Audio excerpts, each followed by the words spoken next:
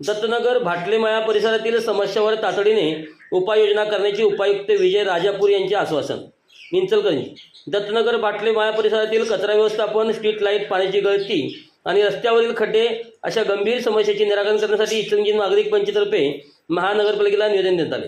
निवेदनात परिसरातील कचरा व्यवस्था न उचलणे, घंटागाडी प्रत्येक घरापर्यंत न जाणे, अनेक स्ट्रीट लाईट बंद पडले, पाण्याच्या पाईपलाईनमधील गळती तसेच आगामी गणेशोत्सवाच्या पार्श्वभूमीवर रस्त्यावरील खड्ड्यावर तातडीने पॅचवर्क करण्याची गरज यावर भर देण्यात आला। तसेच अतुल भाटले यांच्या घराजवळील चौकात नवीन स्ट्रीट लाईट बसवण्याची मागणी करण्यात आली। प्रभारी सहाय्यक उपायुक्त विजय राजापुरे यांना हे निवेदन देण्यात आले।